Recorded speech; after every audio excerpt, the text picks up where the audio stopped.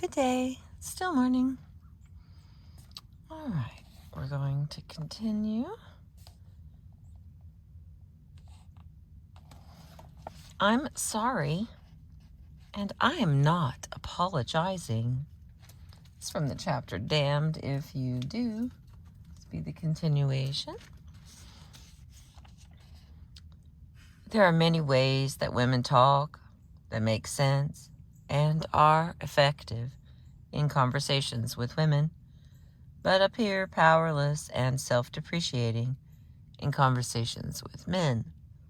One such pattern is that many women seem to apologize all the time. An apology is a move that frames the apologizer as one down. This might seem obvious, but the following example shows that an apparent apology may not be intended in that spirit at all. A teacher was having trouble with a student widely known to be incorrigible.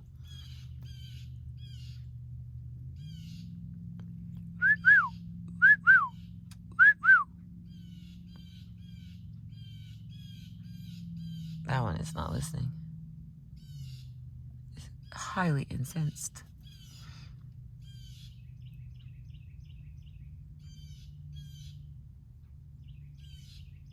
All right, let's try. Maybe it's me. Maybe he doesn't like me. That's my Center of the Universe jokes. All right, here we go. A teacher was having trouble with a student widely known to be incorrigible. Finally, she sent the boy to the principal's office. Later, the principal approached her in the teacher's lounge and told her the student had been suspended. The teacher replied, "I'm sorry." And the principal reassured her, "It's not your fault." The teacher was taken aback by the principal's reassurance because it had not occurred to her that the student's suspension might be her fault until he said it.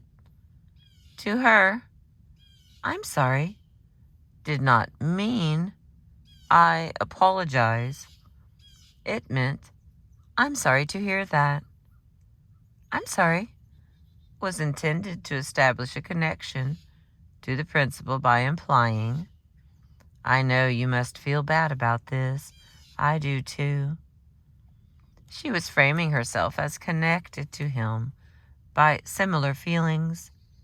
By interpreting her words of shared feeling as an apology, the principal introduced the notion that she might be at fault and framed himself as one up in a position to absolve her of guilt. The continuation of this story indicates that these different points of view may be associated with gender. When this teacher told her grown daughter about the incident, the daughter agreed that the principal's reaction had been strange. But when she told her son and husband, they upbraided her for apologizing when she had not been at fault. They too interpreted "I'm sorry" as an apology. There are several dynamics that make women appear to apologize too much. For one thing, women may be more likely to apologize because they do not instinctively balk at risking a one-down position. This is not to say that they relish it, just that it is less likely to set off automatic alarms in their heads. Yet another factor is that women are heard as apologizing when they do not intend to do so. Women frequently say, "I'm sorry," to express sympathy and concern, not apology. This confusion is rooted in the double meaning of the word sorry. This double meaning is highlighted in the following anecdote. Okay, let's get this differences. Alrighty. A 12-year-old Japanese girl living in the United States was writing a letter of condolence to her grandmother in Japan because her grandfather had died. The girl was writing in Japanese, but she was more accustomed to English. She began in the appropriate way. "I'm sorry that grandfather died." But then she stopped and looked at what she had written. "That doesn't sound right," she said to her mother. "I didn't kill him." Because she was writing in a language that was not second nature to her, this girl realized that an expression most people use automatically had a different meaning when interpreted literally. "I'm sorry," used figuratively to express regret, could be interpreted literally to mean "I apologize." The difference between ritual and literal uses of language is also at play in the following example. A businesswoman named Beverly returned from an out-of-town trip to find a phone message on her answering machine from her division head, her boss. The message explained that he had found an enormous number of errors in a report written by her assistant. He told her that he had indicated the errors, returned the report to the assistant, and arranged for the deadline to be extended while she typed in the corrections. Beverly was surprised, since she had read and approved the report before leaving on vacation. But she said, "I'm sorry," and was offended when he said, "I'm not blaming anyone." Again, free man voice there. This seemed to imply that he was blaming her, since he introduced the idea. Yeah. Okay, the next one. "Please don't accept my apology." Beverly asked her assistant to show her the lengthy corrected report and became angry when she saw that half the pages had errors marked, but few were actually errors.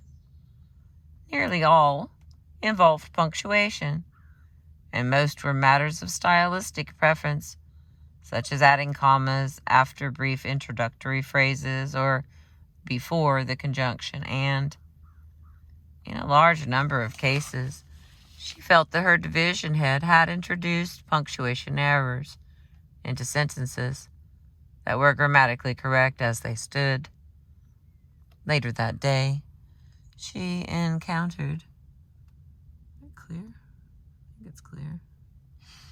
Later that day, she encountered the division head at an office party and announced as soon as she saw him that she was angry at him and told him why.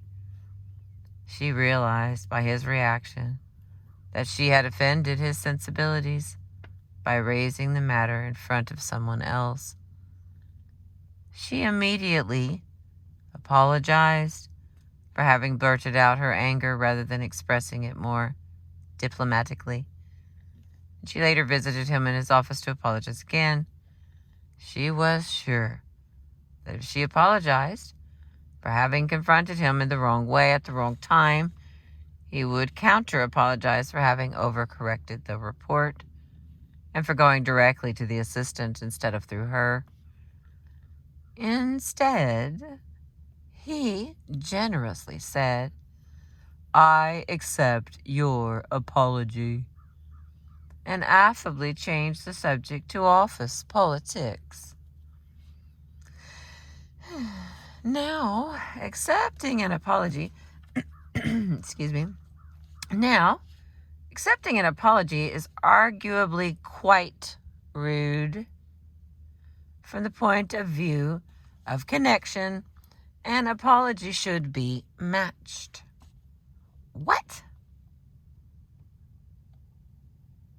Okay, hang on. Put my finger right there so I don't lose my spot. I'm going to have a little drink here, and I'm going to read that again. Hang on.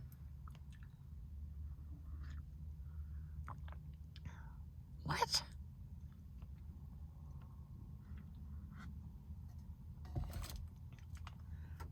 I thought that's just like you had to do that with your siblings, you know, like apologize, and then the other one apologizes, and I mean, that would technically be teaching you how to properly apologize, I suppose, but I thought apologies was like part of, like a form of communication. Whatever. I'm not going to go on a tangent. I'm going to keep that to myself. I'm going to reread this here because this is this here book we're in. Oh, okay. Now, accepting an apology is arguably quite rude. From the point of view of connection, an apology should be matched. And from the perspective of status, an apology should be deflected. In this view, a person who apologizes takes a one-down position, and accepting the apology preserves that asymmetry, whereas deflecting the apology restores balance. Although she felt immediately uncomfortable, Beverly did not realize until after she had left the office, all smiles and goodwill, that not only had her division head rudely accepted her apology, but he had not offered a balancing one. Women and men's differential awareness of status may have been the cause of Beverly's problem in a more fundamental way, too. She felt quite friendly with her division head. She liked him. She had come to think of him as a friend. For her, as for many women, being friends means downplaying, if not obliterating, status differences. When she blurted out her anger, she was not thinking of herself as upbraiding a